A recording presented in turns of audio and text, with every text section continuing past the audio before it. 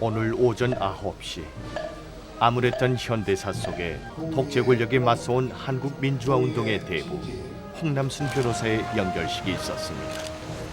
그의 죽음은 그와 함께 7, 80년대를 살아온 재야 지식인에게 등비빌 언덕을 잃은 것과 같은 슬픔을 안겨주었습니다. 국민들뿐만 견다고 썼니? 내가 자식이 잘못 가는 길을 내가 따라갈 수는 없다. 세상 사람은 그래 안 되긴다고.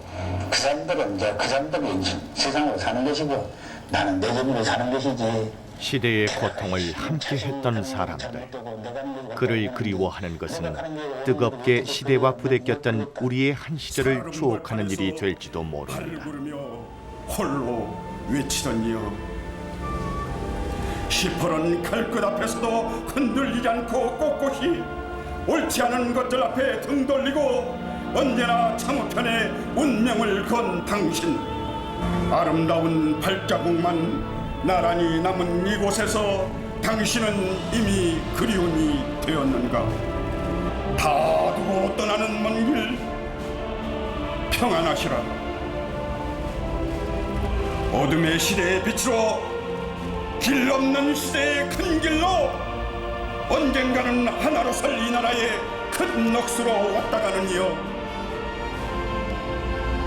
다시는 그처럼 선한 이 오지 않을 것만 같은 눈물겨운 무등의 한 활개여 한 시대, 큰 봉우리여. 그가 있어 힘이 되고 위안을 받았던 사람들, 그는 어려운 시대에 희망이 필요한 이들의 든든한 버팀목이었던 것입니다.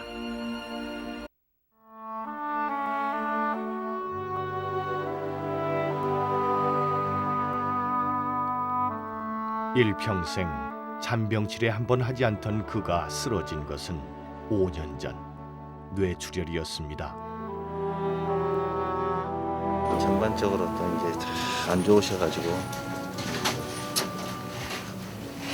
일어나시기도 이제 어려울 것 같고 지켜만 보고 있으니까 막 안타까워 따릅니다. 병마와 싸우는 노구, 그는 한평생을 싸워왔습니다. 용납되어서는 안 될 시대의 불의와 나는 국헌을 준수하고 국가를 보유하며 국민의 자유와 복리의 증진에 노력하여 법도 제도도 모두 독재 권력 유지를 위한 도구로 전락했던 암울한 시절, 정권에 대한 한마디 비판조차도 죄가 되는가 하면 조작된 사건을 근거로 사법살인이 저질러지기도 했습니다.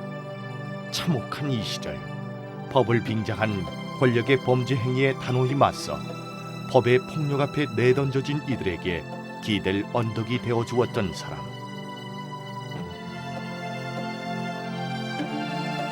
법정의 투사 홍남순 변호사였습니다.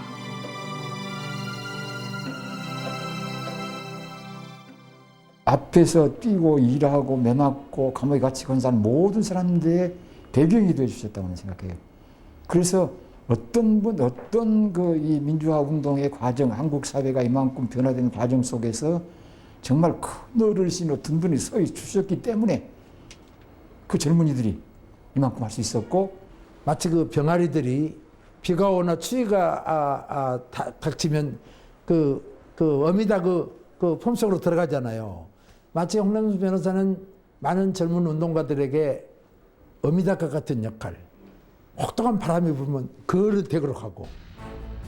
행복은 사랑에서 나오고 사랑은 용기에서 나온다. 그가 좋아하던 이 말처럼 그는 용기 있게 사랑하며 한평생을 살았습니다. 일제강점기 전남 화순에서 태어난 그는 공부를 위해 일본으로 밀항하고 고물 장사를 하며 법 공부를 합니다. 귀국 후 해남 등기소장을 지내면서 윤희정과 혼인을 합니다. 고향 화순에서 등기소장을 할 때 해방을 맞았고 48년 제2회 변호사 시험에 합격합니다.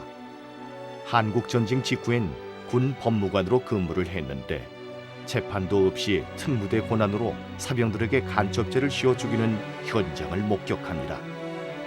재판도 없이 어떻게 인명을 처벌할 수 있는가?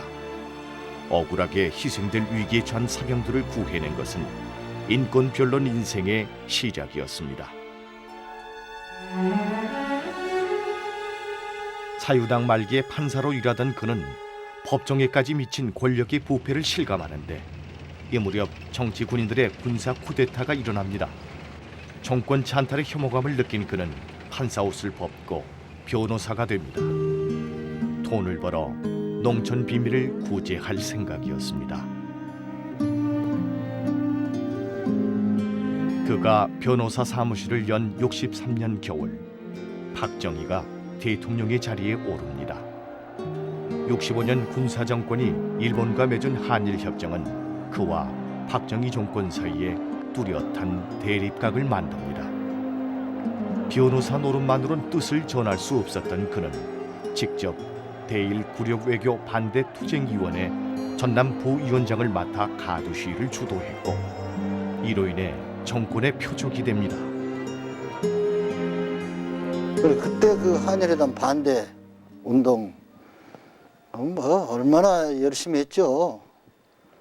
그러니까 아주 그냥 그 정부 사찰 당국에서는 그냥 눈에 불을 켜고 그냥 우리의 행동을 아주 주시하고 그렇게 감시하는 그런 걸 당하면서 그런 일을 하는 데에 그 어른이 앞장섰어요. 아주 정신이 말입니다. 애국, 나라 사랑, 그 결의 사랑 정신이 투철해요. 굉장히 정말 인격적으로 존경할 만한 분이더라고요. 그래서 나는 그분을 그 종교가 다르지만은 불교 아주 독실한 신도신데 굉장히 그 연령을 초월해서 굉장히 이렇게 가깝게 지냈어요. 원칙을 중시하는 변호사의 눈에 국가는 가장 큰 불법을 저지르는 대상이었습니다. 권력을 이용한 부정선거를 규탄하기 위해 그는 조직을 꾸리고 단식 농성을 합니다. 가난한 사람을 위해 무료 변론을 마다 않던 조용한 변호사를 거리의 투사로 만드는 시대였던 것입니다.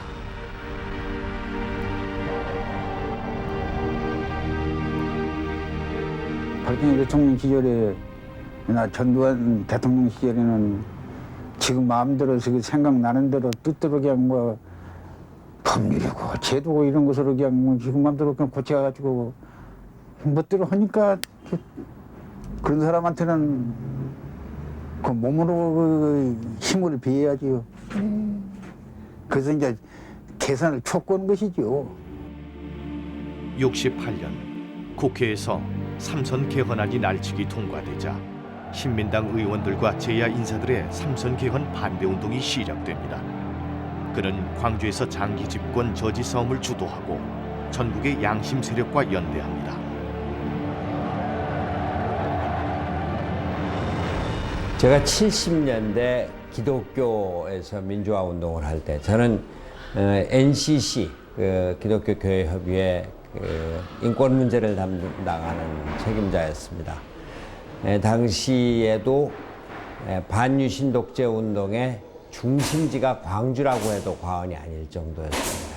그때 홍남순 변호사님, 돌아가신 조아라 장로님, 또 강신석 변호사님 이런 분들이 민주화 운동의 그 중심을 이루시고 광주 지역에서의 그 아주 그 민주화 인권 운동은 대한민국 전체 인권 운동의 아주 중요한 근거가 됐었습니다. 삼선 개헌으로 장기 집권 발판을 마련한 박정희는 관건 선거로 김대중을 따돌리고 또다시 7대 대통령으로 취임합니다. 이러한 민족사의 새로운 출발점에서 나는 국민 여러분의 절대적 지지 속에 민족 통일과 이 시기 박정희는 장기 집권에 도전하는 민주 세력을 탄압하기 위한 보다 적극적인 대처를 시작합니다. 70년대는 긴급조치 시대였습니다.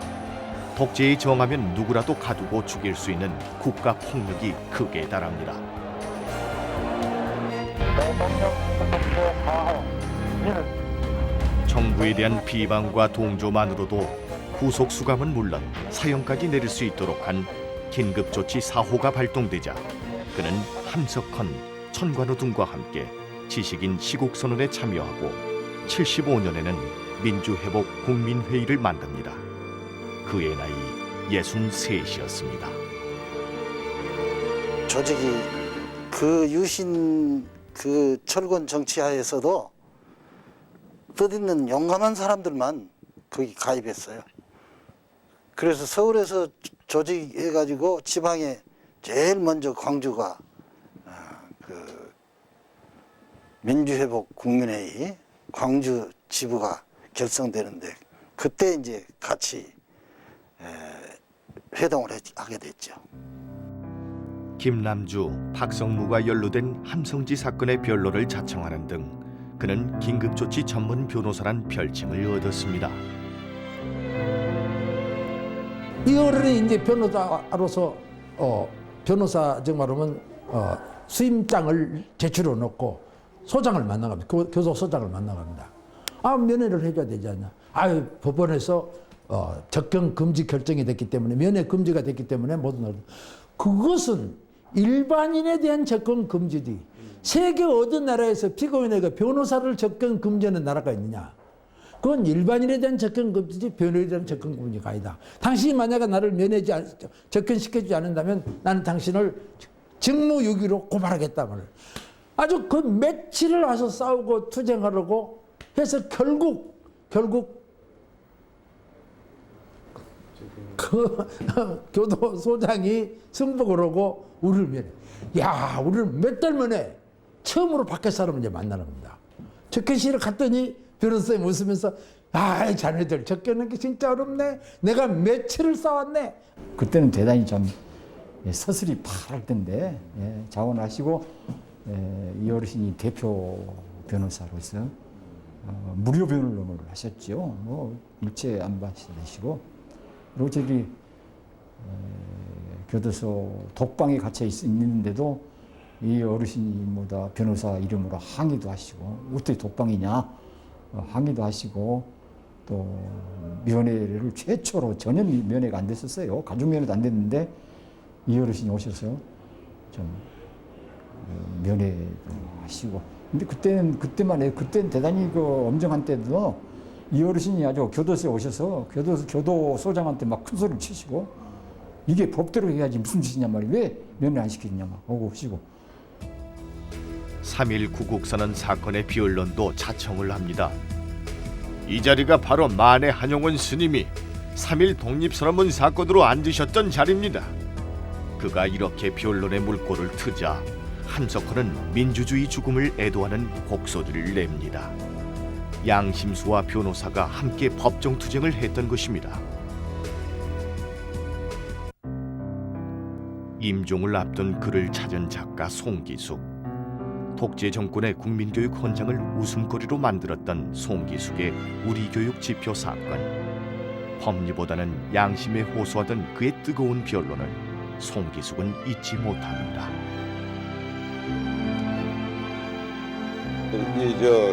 이건 당연하지 않느냐. 아니 교수다운 교수라고 하면 학생들한테 옳은 사실을 가르쳐야 되는데 그런 것을 가르치지 못하고 말하자면 학생들이 이 정권에 잘못한다고 비판하는 것을 못하게나 한다고 하는 그런 일이나 시키니 그거에 따르는 거에 교수가 할 일이냐 말이지. 그래서 이런 분들이야말로 교수다운 교수들이다. 뭐 이런 것이 이런 얘기가 요지였는데 비록 재판정이었다 하더라도 그런 말은 하기가 굉장히 어려웠습니다. 그 면회를 굉장히 자주 오셨어요. 제가 광주 교도소에 있을 때 오셔가지고 그 특이한 표정이 있어요. 쯔쯔쯔쯔 이 혀를 차시면서 아기를 셋이나 두고 이렇게 들어와서 여기 있으면 어떻게 하느냐고 그러면서 마치 그 아버님처럼 저를 위로해 주시고 따독거려 주시고 내가 마음대로 하면 내가 들어와서 있고 어미를 내보냈으면 좋겠다 그런 말씀을 하시더라고요. 그래서 저는 평소에도 굉장히 홍 변호사님을 존경했지만 그 변호사의 그 어떤 신분보다도 마치 친정 아버지 같은 그런 역할을 해주셨어요. 잘못한 게 잘못한다고 비판의 자유가 있고 있는 것인데 자기 의사에 반한다고 해서 잡아다가 가지고 징역 보내고 있을 수가 없지. 12.6 사태 이후 전국은 안개에 휩싸입니다. 홍남수는 민주헌정동지회 전남 조직책을 맡아 새로운 민주의 봄을 준비하고 있었습니다.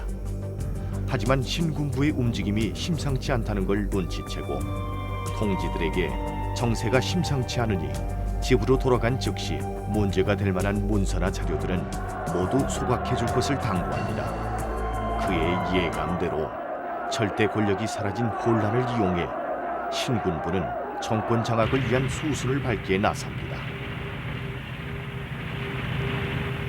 계엄사 합동수사본부장 전두환은 중앙정보부장 서리까지 겸직을 합니다.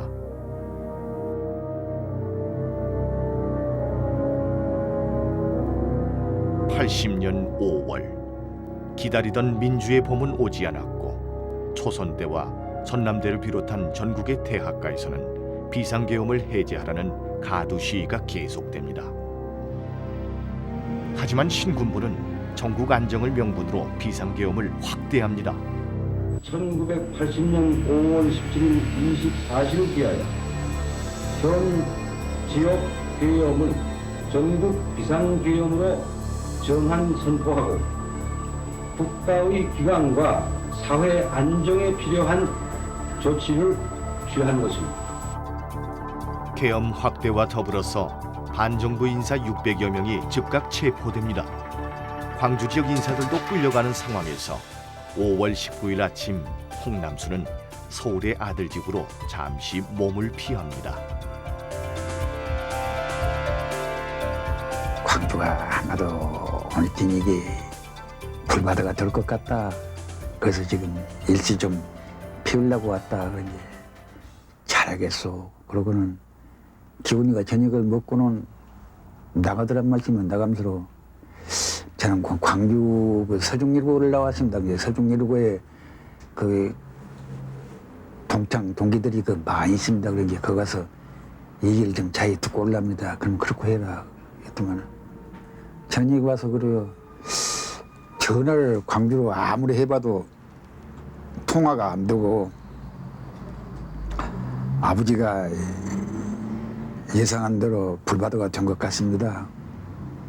그렇고 될 것이다. 그 말을 이제 듣고 오니까 저도 해가는 건데 저녁에 잠이 옵니까? 잠은 안 오지. 또 이제 그 제가 뭐 잠을 못 잔 게 고인되었습니다만은 안에서도 잠을 못 자지. 또 이제 애기들도 잠을 못 자더란 말이.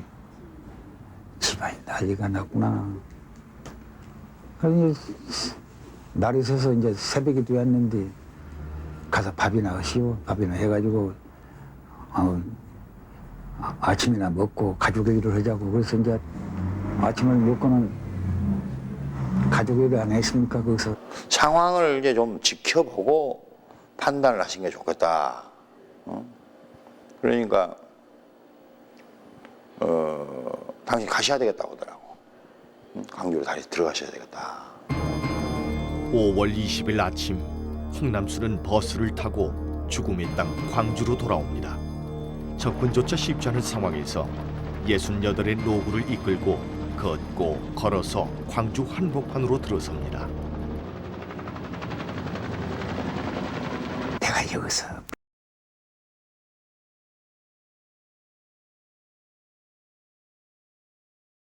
내가 그래가지고 광주를 들어가 이제 진압전 뒤에 들어가면 나보고 비겁하다 할 거다 했냐 그러고 다른 데 가서 피우고 있다 하더라도 가놓으면은 죽은 목숨이지. 이미 홍남순이는 애비랑 간 사람 아니냐 그런 게.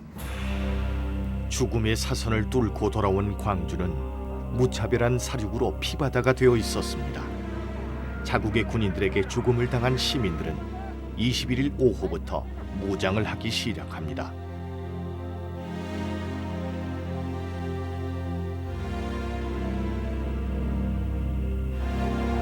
계엄군과 시민군이 대치하는 긴박한 상황.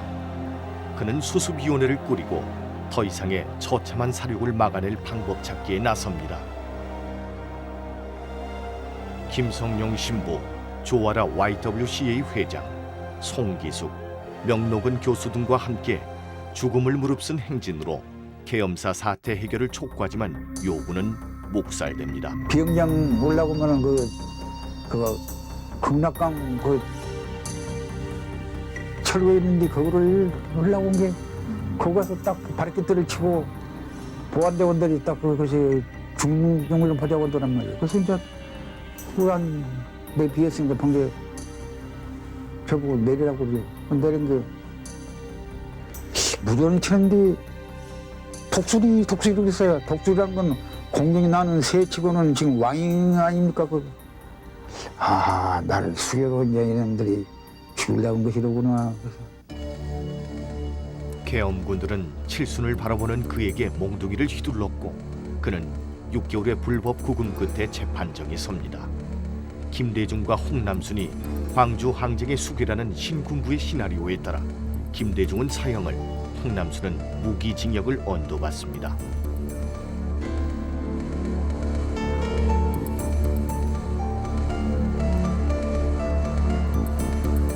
홍 변호사님도 그때 계엄사에 들어와 계시면서 껄껄껄껄 웃으시면서 아니 그래서 깜짝 놀랐고 아니 영감님께 들어오셨어. 그게 나는 시민이 아닌가? 그러면서 웃으시면서 거기 안에서도 뭐 전혀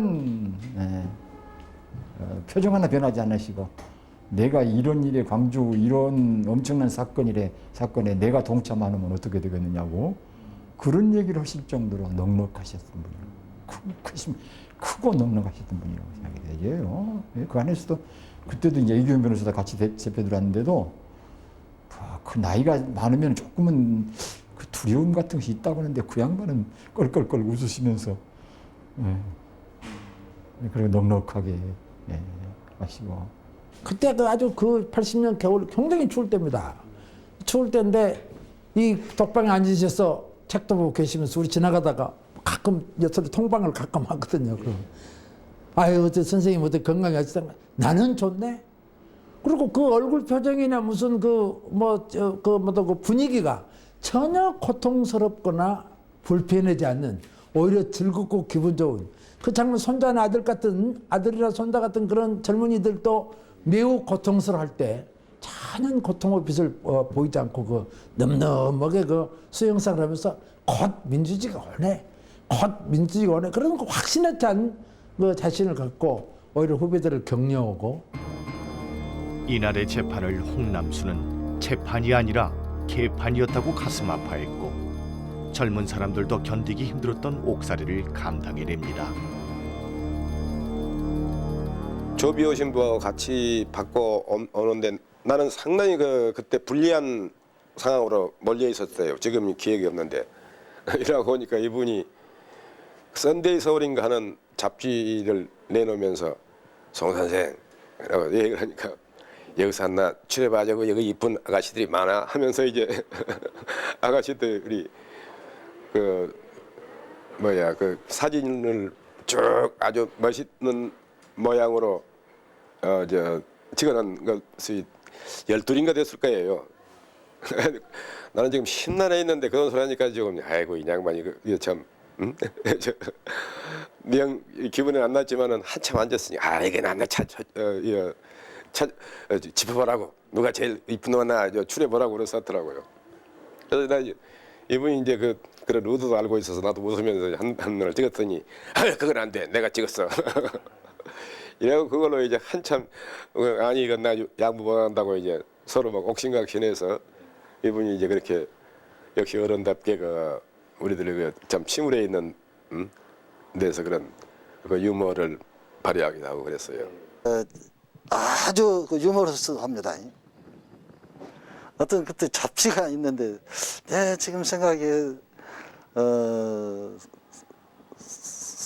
썬데이 서울인가 그런 잡지가 들어왔어요.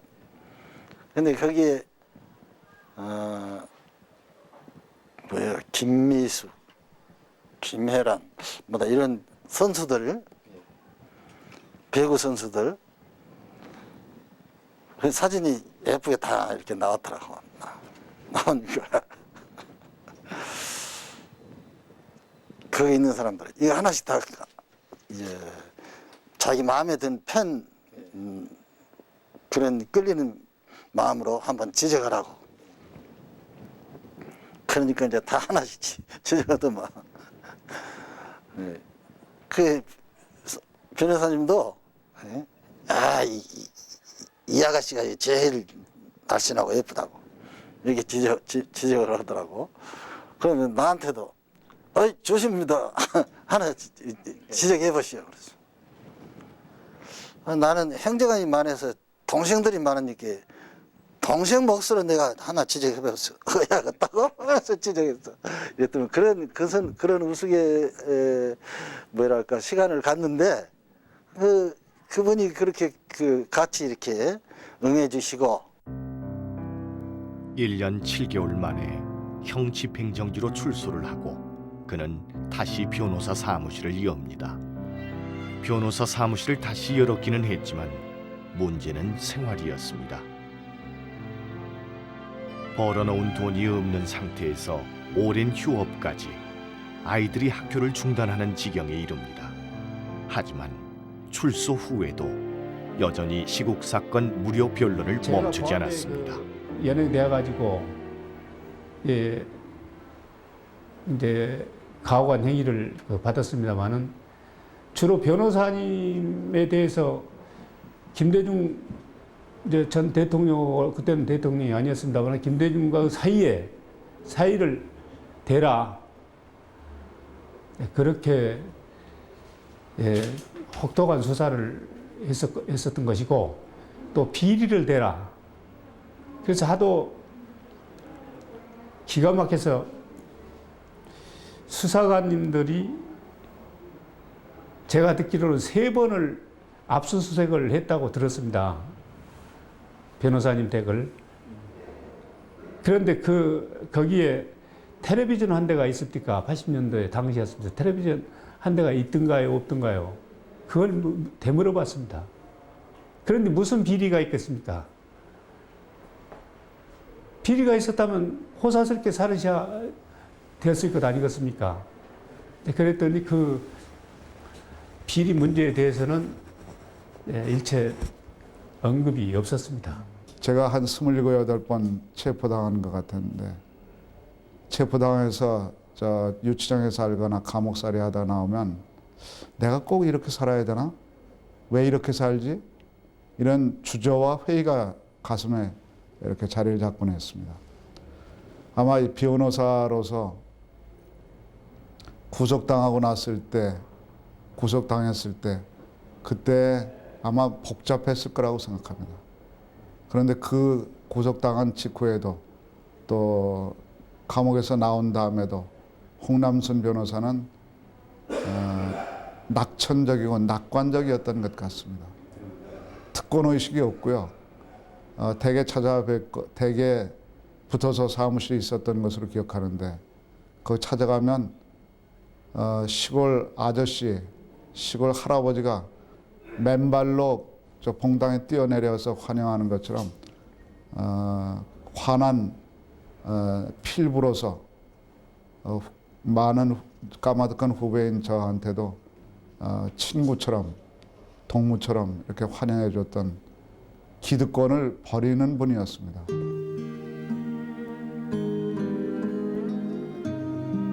광주 금남로에 있는 은행나무집 궁동 15번지는 텔레비전 한 대가 없던 가난한 변호사의 집이었습니다. 하지만 사람 가난은 결코 틀지 않았던 집이 바로 이 집이었습니다. 70년대와 80년대 홍남순 변호사의 이 집은 이 땅의 운동가들과 제야 인사들에게 활짝 열린 사랑방이었습니다. 또한 뜨거운 시국 토론장이었습니다. 그러자면은 저희들이 진상 조사위원회를 만들어가지고 왜 총불로 국민한테가 광주 시민들 부려가지고 죽이냐고. 전 도민 모두가 식구였던 집, 어디에도 없는 민주 공동체가 이 집에 만들어집니다. 개인의 사택이기라기보다도 좀 다른 의미로 좀 정말 보존할 가치가 있지 않냐 그럴 정도로 많은 우리의 정치 지망생이나 그렇게 고통을 당하는 고난자들이나 또 정말 사사롭게 어떤 그런 상담할 사람들이나 가정집이면서도 그게 바로 변호사 사무실이기 때문에 서로 이쪽에 이제 사무적으로 이렇게 차례가 밀렸을 경우에는 또 변호사 사모님 오직 따뜻하셔요. 근데 또 이렇게 사모님 쪽으로 가서 그렇게 기다리기도 하고 그럴 정도로 이 홍 변호사님과 홍 변호사님 댁은 거의 80년대 공개된 우리의 참말로 하나의 희망의 처소고 우리의 우리를 정말 도와주는 그런 도움의 장소였다. 시대를 염려하고 아파했던 수많은 이들이 그의 집을 찾았습니다. 작고 비좁은 집이었지만 이 집에는 큰어른이 살고 있었기에 험난한 시대 희망의 초소가 됐습니다. 새벽부터 밤까지 끊어질 날이 없었죠. 며느리들도 고생했지요. 어머니도 고생하셨지만은 며느리들도 많이 고생하셨죠. 가난한 노 변호사에게 관의 고문 변호사가 되어달라는 요청이 오기도 했습니다. 하지만 그의 선택은 분명했습니다. 그분께서는 이제 이 관청 사건, 즉 도청이라든가 시에서 고문을 맡아달라고 한때는 이제 제가 그 시기는 잊었습니다만 80년 후입니다. 그러나 그것을 단호히 이제 거절하시고 그래서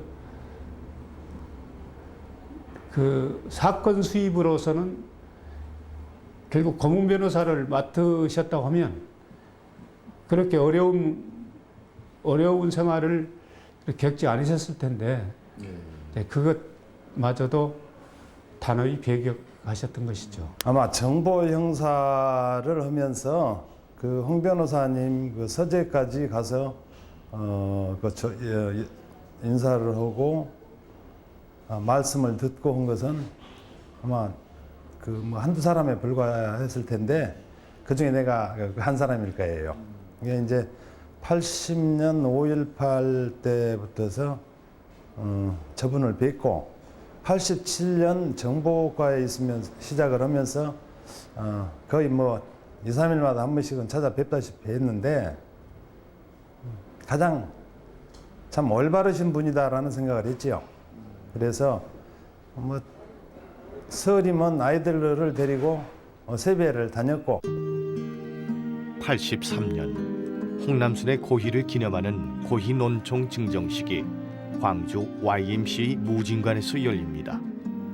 감옥에서 출소한 송기숙과 박성무가 침체된 광주에 새바람을 불러넣을 기회를 마련코자 준비한 행사.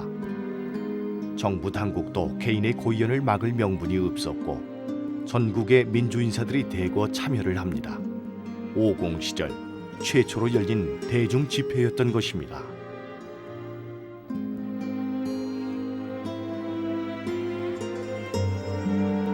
그때가 홍 변호사님 칠순 고희가 있었어요.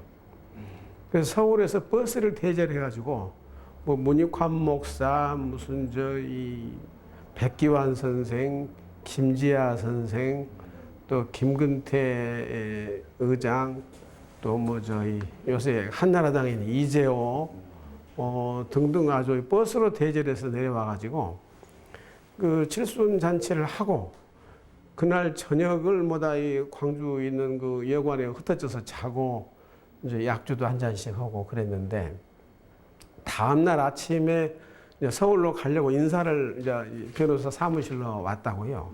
한국에서 모인 사람들이 묵과할 수 없다. 신군부의 군사독재를 이대로 둘 수 없다. 이런 것을 이심전심으로 확인하는 계기가 됐습니다. 홍남순 변호사의 출판기념회가 광주 위대했지만 좌절되고 또 많은 사람들의 생명을 뺏어갔던 광주를 다시 기억하고 다시 일어서자 하는 도원결의가 새롭게 이루어진 그런 자리였습니다.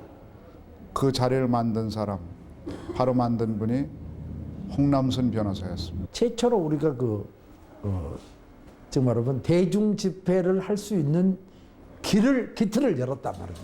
이게 우리 그로부터 여기저기서 이제 우주선으로 집회가 열고 그래서 소위 오공가의 투쟁이 독재 정권인 오공가의 투쟁이 정말 전국적으로 퍼져나갈 수 있다. 그것도 참 홍 변호사님을 중심으로 한 민주화 운동의 하나의 참 좋은 본보기였다. 우리가 그 말을 할 수가 있습니다.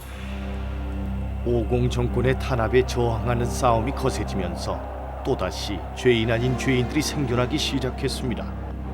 85년 민통년 사건으로 문익환 목사와 장기표 씨가 구속되고 서울 지역 학생들이 광주 학살의 책임을 묻는 미문화원 점거 농성을 벌였을 때도 홍남순 변호사는 기꺼이 비언론을 맞습니다. 우리 구속된 학생 청년들이 홍 변호사님 얼굴만 보면은 다 기가 살아난 거예요. 그래가지고 재판할 때 좀 두려움이나 그런 공포 그런 것들이 변호사님 딱 이쪽 이렇게 앉아 계시면은 그냥 딱 자기들 마음이 차분해서 내가 어떤 이야기도 할 수 있겠구나 하는 그런 안정감을 주셨고, 법정에서는 이 양반이 재판관들에게 큰 소리 치시고 그랬습니까? 재판관이 이런 사람들에게 무슨 구형을 저희가 10년 구형을 받았거든요. 그러니까 이랬어서 양반이 이 성직자들인데 말이요.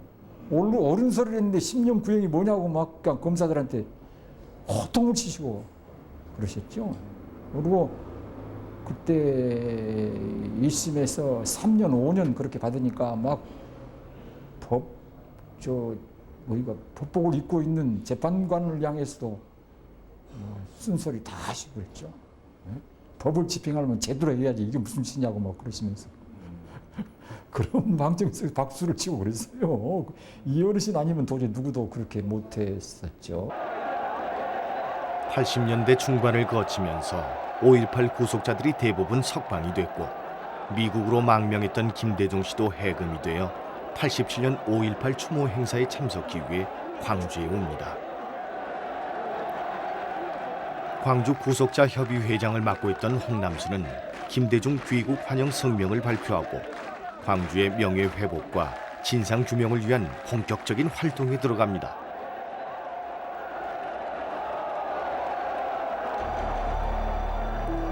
5.18 당시 홍남순 변호사와 함께 수습위원회 활동을 했던 윤공희 대주교.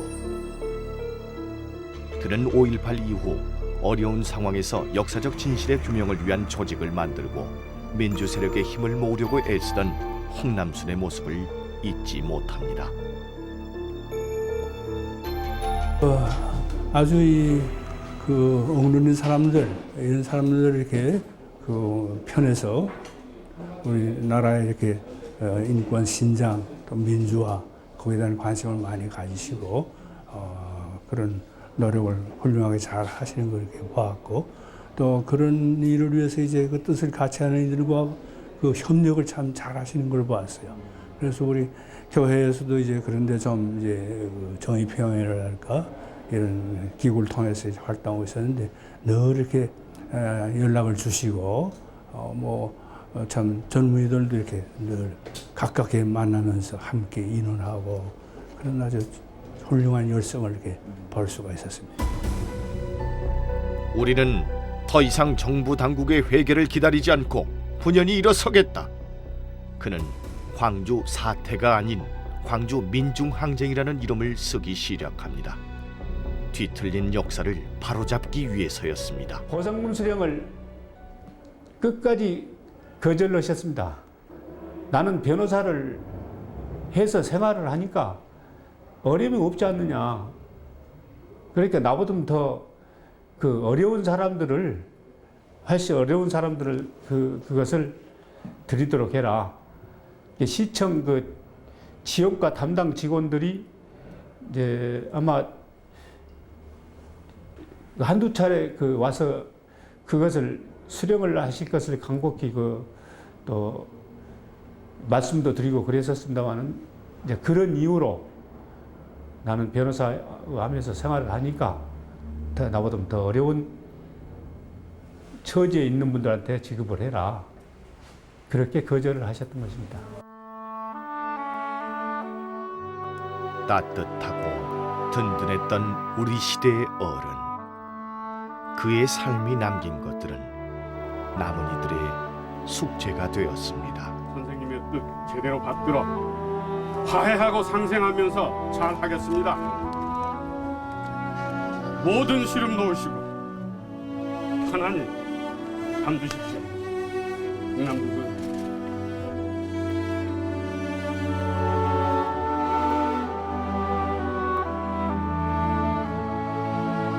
어떤 시기에 광주에 이런 어른이 계셨다. 이분은 하나에서부터 10까지 모두 본받아야 할 어른 중에 큰 어른이다. 이렇게 말씀드리고 싶습니다.